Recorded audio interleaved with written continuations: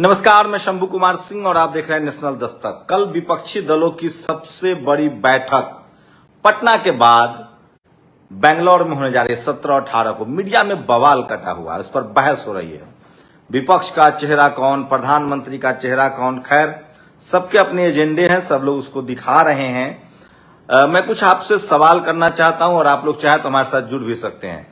आज ही मुझे पता चला कि एनडीए 31 दलों का गठबंधन है, जिसके प्रधानमंत्री नरेंद्र मोदी हैं। मतलब 31 दलों का गठबंधन है। इसका मतलब है कि विपक्ष के न गठबंधन होने की वजह से बीजेपी जीत रही है। लेकिन इस बार लगभग 27 दलों का गठबंधन जो है वो यूपीए होने जा रहा है। जब आप हिसाब किताब लगाएंगे तो पटना में जो लोग गठबंधन में शामिल हुए थे उनके विधायकों की संख्या बीजेपी के विधायकों की संख्या से ज्यादा है। मैं बीजेपी की बात कह रहा हूं। अब सोचिए, सपा अभी जो बैठक हो रही है उसमें आरजेडी, समाजवादी पार्टी, कांग्रेस, ताजा जानकारी है कि भगवंत मान और अरविंद केजरीवाल भी कल की बैठक में जा रहे हैं। वही Nitish Kumar, RJD, JDU, Hemant Soren, Stalin. तो ये बड़ी बैठक है। मैं आपको अगर सीट बाय सीट बताऊं तो आप चौंक जाएंगे कि क्या बीजेपी को कितना बड़ा डैमेज हो सकता है। ये टीवी अखबार आपको नहीं बताएगा। एक बात बताइए, दिल्ली में बीजेपी ने 7 सीटें जीती हैं, 100% स्कोर किया है। क्या अगर आम आदमी पार्टी और कांग्रेस मिलकर दिल्ली में लड़ती है तो बीजेपी 7 सीट जीत जाएगी? आप बताइए कितने का नुकसान होगा। चलिए मान लिया आधे का नुकसान हुआ, 3 सीटों का नुकसान हुआ, तो बीजेपी की 3 घटी, 300 में से 3 घटा दीजिए। अच्छा चलिए मान लीजिए आरजेडी और नीतीश कुमार बिहार में चुनाव लड़ते हैं, 39 से स्कोर किया था बीजेपी गठबंधन ने। मान लीजिए वहां से 5 घट गए, तो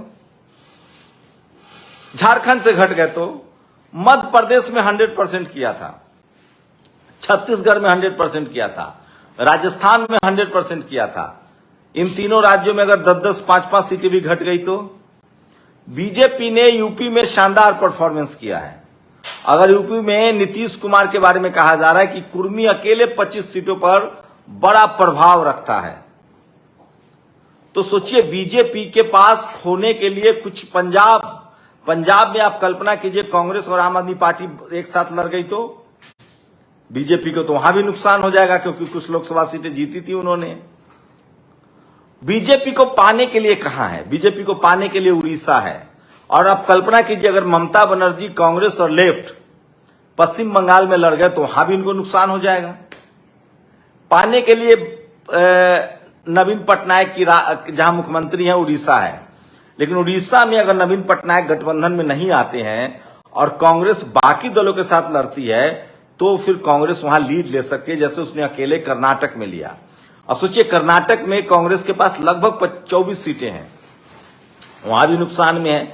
तो ये जो गठबंधन हो रहा है वो कांग्रेस का जो नीतीश कुमार के नेतृत्व में जो गठबंधन की बात चल रही है, ये बीजेपी को फायदा तो नहीं कराएगा, नुकसान जरूर करा देगा।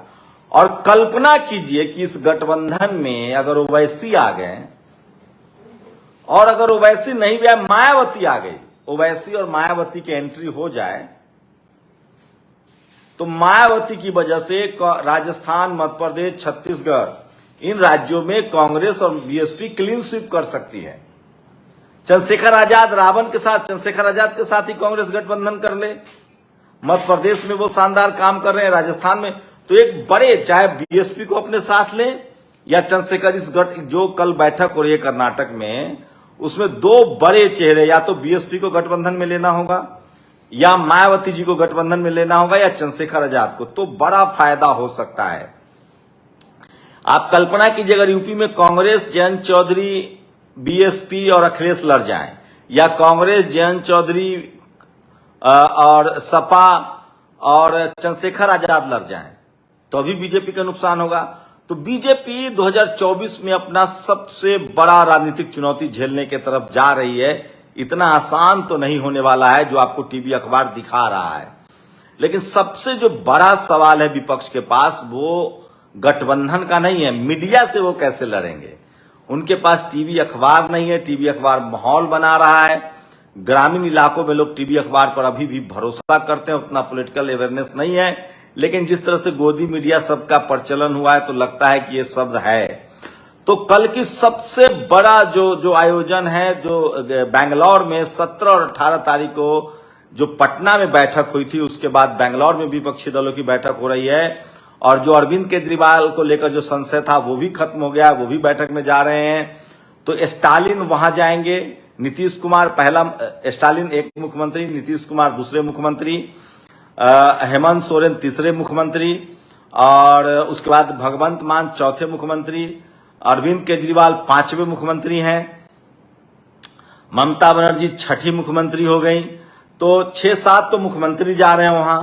उसके बाद ये तमाम दलों के गठबंधन है। तो लगता है कि 2024 में बीजेपी को और ताकत लगानी पड़ेगी। लेकिन सवाल है कि अगर ओबीसी बीजेपी से हटा, ओबीसी दरका, शेड्यूल कास्ट नाराज हैं, मुस्लिम्स नाराज हैं, आदिवासी नाराज हैं, अगर ओबीसी हटा बीजेपी से, जो हिंदू फोल्ड के नाम पर टिका हुआ है, तो मुश्किल है। लेकिन नदी 5 साल में बहुत पानी बह चुका है। जिस तरह से ओबीसी के लोगों का रिजर्वेशन 27% लागू नहीं हो रहा है, उसके बाद ओबीसी के लोग बहुत नाराज हैं।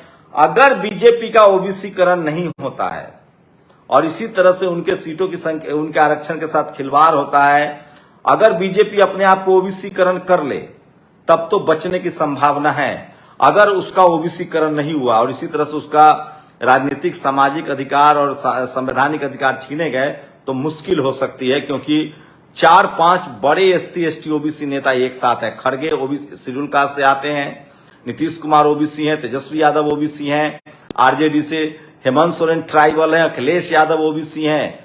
तो ये बड़ा डेफिसिट हो सकता है बीजेपी के लिए, खासकर हिंदी पट्टी में। वही तमिलनाडु में डीएमके अच्छा कर रही है। तो ये तमाम सवाल है। 2 बड़े पार्टनर बीजेपी के साथ जा सकते हैं, नवीन पटनायक और जगन मोहन रेड्डी। लेकिन मैं दावे के साथ कह सकता हूं कि ये दोनों ये खतरा नहीं लेंगे, क्योंकि इससे विधानसभा चुनाव में 2024 में उनके, अगर वो बीजेपी के साथ दिखते हैं, तो विधानसभा चुनाव में कांग्रेस को बड़ी मदद मिलेगी। क्योंकि मुस्लिम वोट उनको भी चाहिए, दलित वोट उनको भी चाहिए, और पिछड़ा वोट उनको भी चाहिए। तो वो इसीलिए अपने आप को साइलेंट किए हुए हैं। अगर मामला 10-20 सीटों के अंतर का रह जाए तो अलग बात है।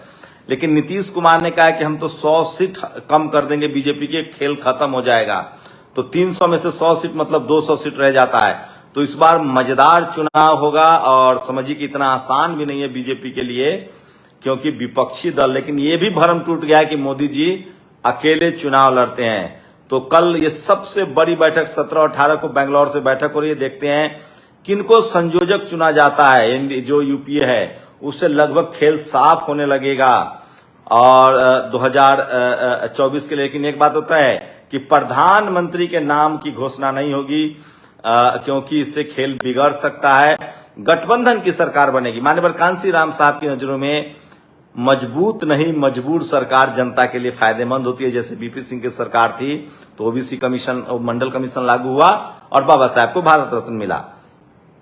एक बात। दूसरी बात, 21 जुलाई को दिल्ली में, देश की राजधानी दिल्ली में जंतर मंतर पर चंद्रशेखर आजाद को सुरक्षा देने या फिर उनको लाइसेंस देने के लिए बड़ी बैठक हो रही है, जिसमें देश भर के सोशल एक्टिविस्ट और नेता शामिल होंगे। 23 और 24 जुलाई को दिल्ली के रामलीला मैदान में जाति जनगणना को लेकर बड़ी संख्या में लोग बैठने, आंदोलन करने वाले हैं। तो ये भी 2 बड़ी खबरें हैं जो आपको टीवी अखबार नहीं बताएगा। वही सोचिए, सावन के महीने में कांवड़ियों को लेकर बड़ी खबर है। एक जगह एक घटना सामने आई है, किस तरह से कांवड़ियों ने एक बीजेपी के हिंदू नेता के ही कार को पलट दिया और उन पर हमला कर दिया। ये भी सोशल मीडिया पर वायरल है। दिल्ली को लेकर वायरल है। दिल्ली से पानी जरूर निकलने लगा है, लेकिन वहां बैराज, जो हरियाणा के 4 बैराज थे, उनको लेकर लगातार एक दूसरे पर आरोप प्रत्यारोप जारी है। तो सबसे बड़ी खबर है, टीवी अखबार की लगातार कोशिश है। वहीं ओपी राजभर जो है बीजेपी के खेमे में है। तो सोचिए, बीजेपी में दहशत तो है। अगर दहशत नहीं होता तो ओपी राजभर हो, मांझी हो या चिराग पासवान हो, तमाम नेताओं को वो एकजुट कर रहे हैं। सोचिए, एक बात विपक्ष को बीजेपी से सीखनी चाहिए, खासकर आरजेडी, जेडीयू, सपा को, कि तमाम जो छोटे छोटे चंक हैं उसको आप इग्नोर करेंगे तो वहां बीजेपी लीड ले सकती है, क्योंकि 3-4% वोट का जो मसला है वो बड़ा बदलाव लाएगा। तो अगर यूपीए जो नीतीश, ये जो विपक्ष का जो गठबंधन है, अगर उसने छोटे दलों को इग्नोर करना इसी तरह से शुरू किया और बीजेपी की नजर छोटे दलों पर है, तो ये बड़ा डेफिसिट हो सकता है। मुझे उम्मीद है ये लोग बड़े नेता है, कुछ ना कुछ प्लान बनाएंगे। लेकिन अगर मैं साफ साफ कहूं कि जिस तरह से चिराग पासवान या मुकेश सहनी ये निकल जाए, अगर मुकेश सहनी को लेकर क्लियर नहीं है, मांझी आए हैं, ओपी राजभर आए हैं, तो 30 दलों वाला एनडीए अगर छोटे छोटे दलों पर बीजेपी फोकस कर रही है और छोटे दलों को इग्नोर करना खतरनाक हो सकता है। आप लोग अपनी प्रतिक्रिया जरूर दीजिए। नेशनल दस्तक की आपसे गुजारिश है कि अगर इसको बचाना चाहते हैं तो नेशनल दस्तक को सब्सक्राइब करने के लिए रेड कलर के सब्सक्राइब बटन को दबाएं, फिर बेल आइकन की घंटी दबाएं। नेशनल दस्तक को बचाने के लिए बहुत जरूरी है कि हर खबर को शेयर करें, लाइक करें, कमेंट जरूर करें।